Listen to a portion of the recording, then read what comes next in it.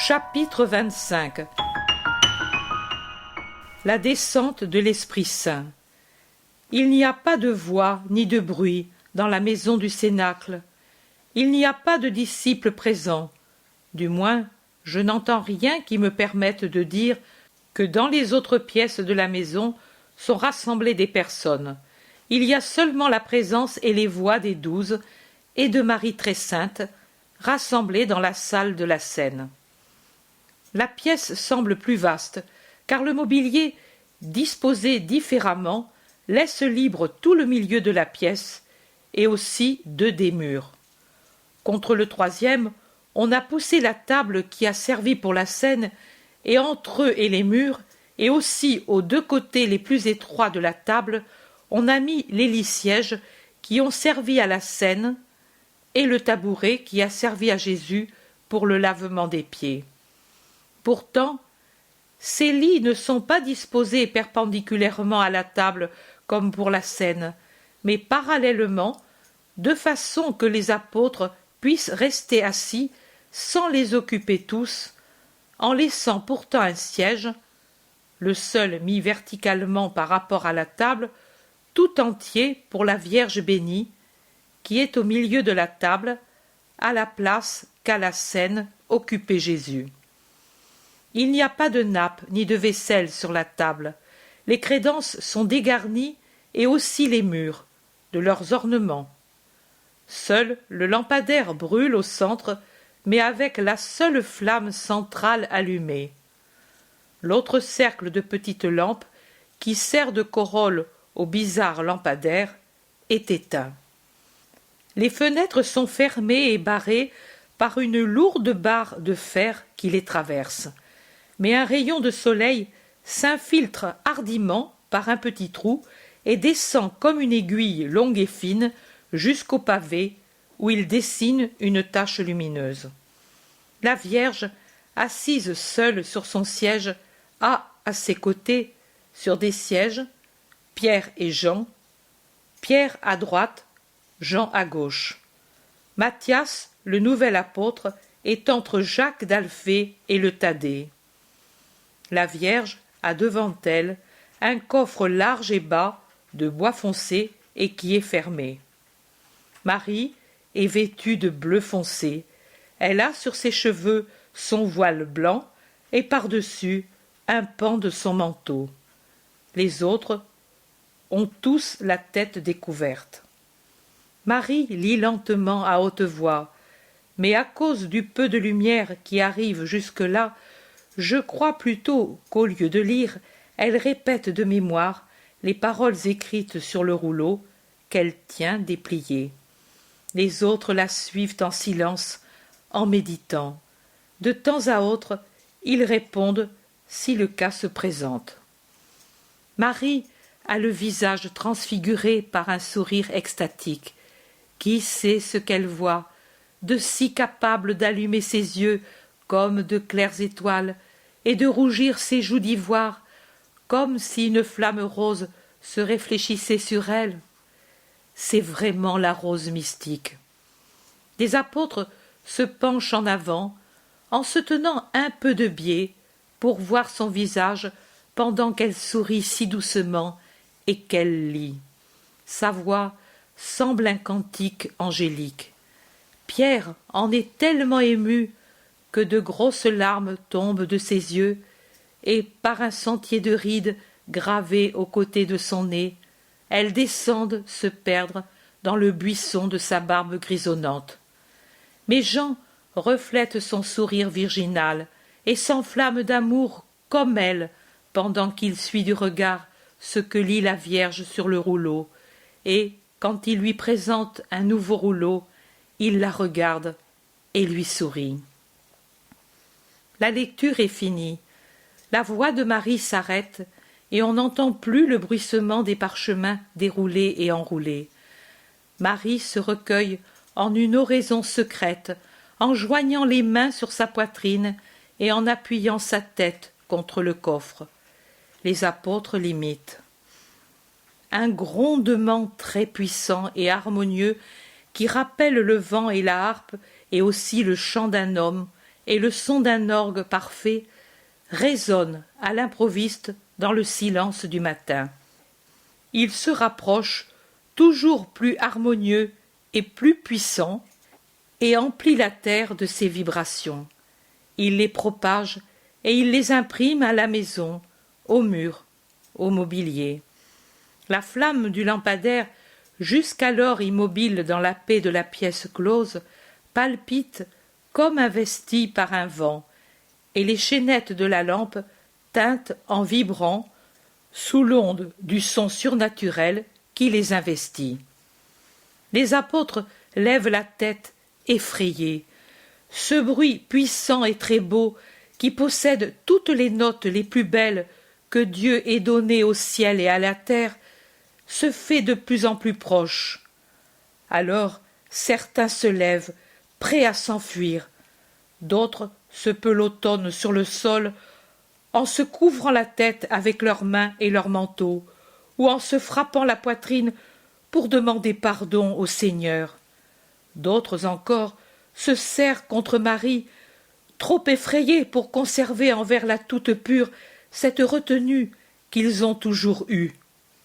Seul Jean ne s'effraie pas, car il voit la paix lumineuse de joie qui s'accentue sur le visage de Marie, qui lève la tête en souriant à une chose connue d'elle seule, et qui ensuite glisse à genoux en ouvrant les bras, et les deux ailes bleues de son manteau ainsi ouvert s'étendent sur Pierre et Jean, qui l'ont imité en s'agenouillant.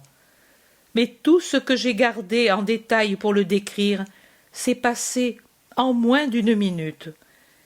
Et puis, voilà la lumière, le feu, l'Esprit Saint qui entre avec un dernier bruit mélodieux sous la forme d'un globe très brillant et ardent dans la pièce close, sans remuer les portes et les fenêtres, et qui plane un instant au-dessus de la tête de Marie, à environ 3 palmes de sa tête, qui est maintenant découverte, car Marie, voyant le feu Paraclet, a levé les bras comme pour l'invoquer, et a rejeté la tête en arrière avec un cri de joie, avec un sourire d'amour sans bornes. Et après cet instant où tout le feu de l'Esprit Saint, tout l'amour est rassemblé au-dessus de son épouse, le globe très saint se partage en 13 flammes mélodieuses et très brillantes, d'une lumière qu'aucune comparaison terrestre ne peut décrire, et descend pour baiser le front de chaque apôtre. Mais la flamme qui descend sur Marie n'est pas une flamme dressée sur son front qu'elle baise, mais une couronne qui entoure et ceint comme un diadème sa tête virginale, en couronnant comme reine la fille, la mère, l'épouse de Dieu, la Vierge incorruptible, la toute belle, l'éternelle aimée et l'éternel enfant que rien ne peut avilir, et en rien celle que la douleur avait vieillie, mais qui est ressuscitée dans la joie de la résurrection, partageant avec son Fils un accroissement de beauté et de fraîcheur, de la chair, du regard, de la vitalité, ayant déjà une anticipation de la beauté de son corps glorieux monté au ciel pour être la fleur du paradis. L'Esprit Saint fait briller ses flammes autour de la tête de l'aimé. Quelle parole peut-il lui dire? Mystère.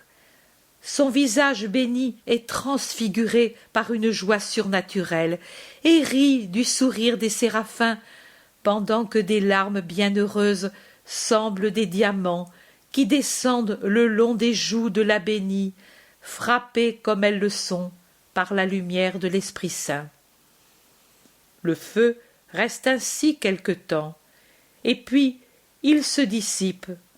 De sa descente, il reste comme souvenir un parfum qu'aucune fleur terrestre ne peut dégager, le parfum du paradis. Les apôtres reviennent à eux.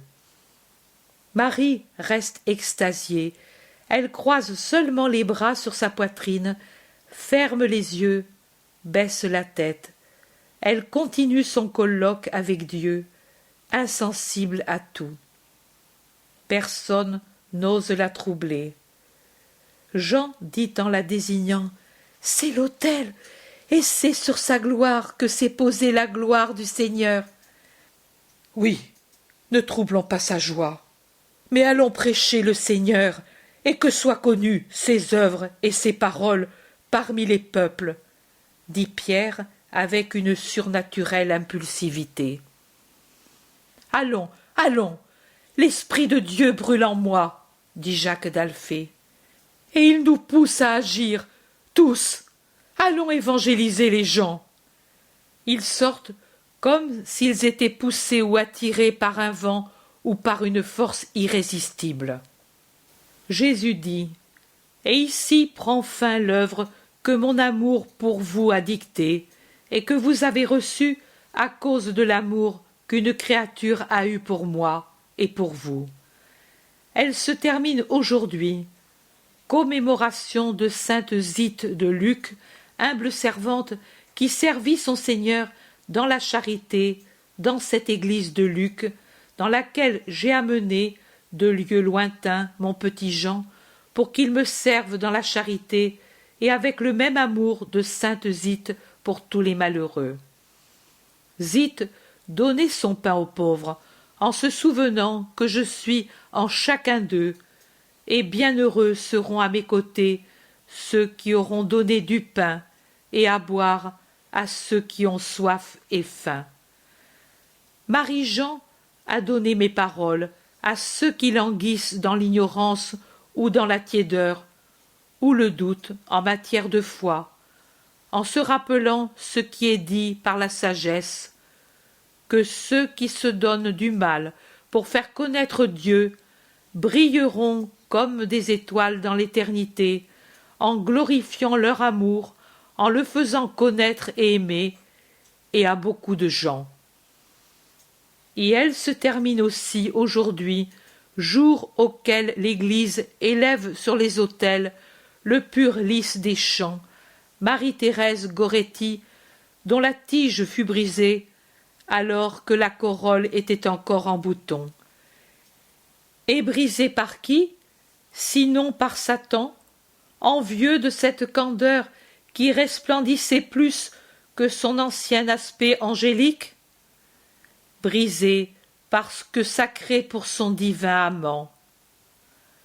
Marie, vierge et martyre de ce siècle d'infamie, où on méprise même l'honneur de la femme en crachant la bave des reptiles, pour nier le pouvoir de Dieu de donner une demeure inviolée à son Verbe qui s'est incarné par l'œuvre de l'Esprit Saint pour sauver ceux qui croient en lui.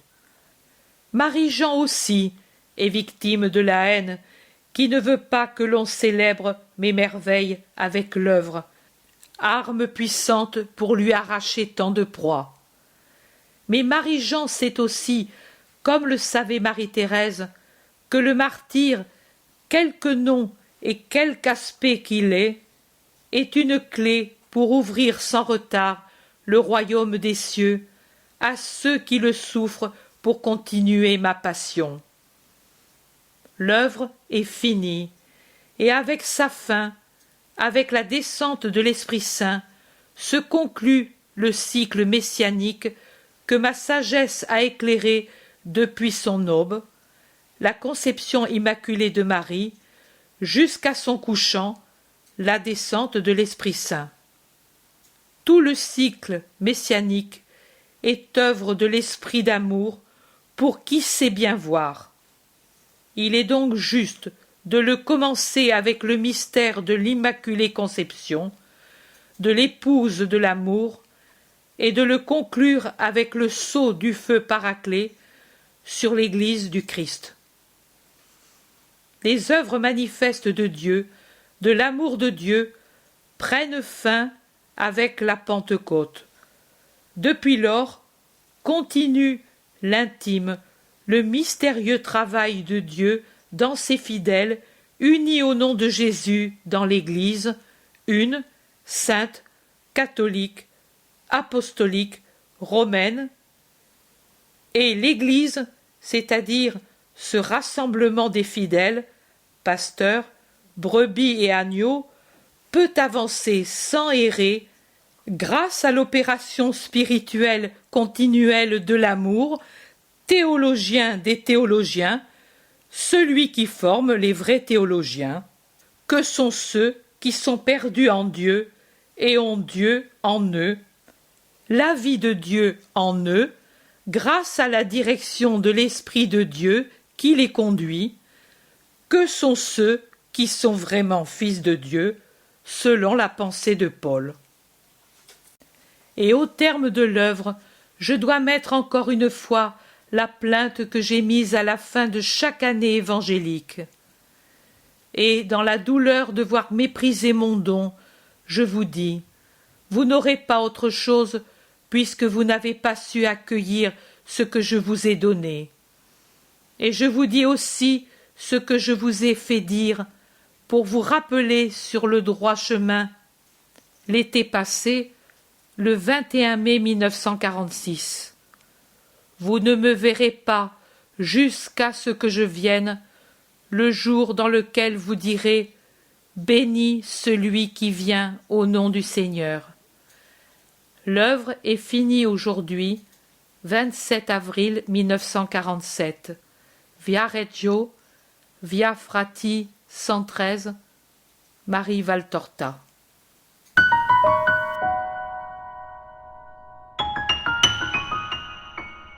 L'intérêt pour les écrits de Maria Valtorta ne cesse de grandir. Et les fruits récoltés, vocation, conversion, sont immenses. Visionnaire de la vie du Christ, de la conception de Marie jusqu'au début de l'Église, sa description des personnages, de leur psychologie, la précision des lieux où ils évoluent, des coutumes et mœurs de l'époque, est proprement sidérante et à ce jour inégalée.